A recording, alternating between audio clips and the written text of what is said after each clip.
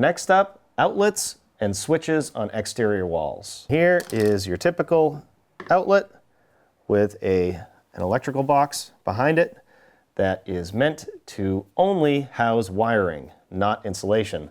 If you take a look at a typical box, all of this area is going to, again, be for wiring, not insulation. So you're losing all of this potential insulation area.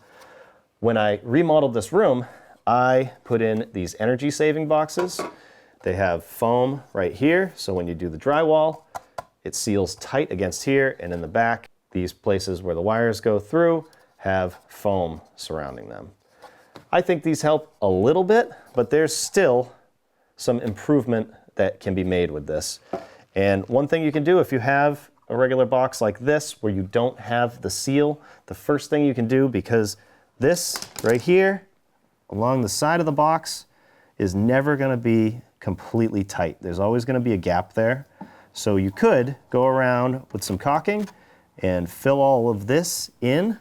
Just to be clear, do not put anything in here. That's reserved for wiring only. I'm just talking about going around here and sealing up between the drywall and the box all the way around. Now, after you seal all of that up, before you put the plate back on, I would suggest letting that dry so you can take this off, put it back on with no issues. It doesn't stick to this. And another thing you can do, which is what I'm gonna do, even though I have this seal right here, there's room for improvement. I'm gonna use these little socket sealers. This is just a thin piece of foam, but I think it will help. You have different cutouts here. This is for like a square switch and a regular switch. And these are super simple. You just take that cover off and then put them into place like this.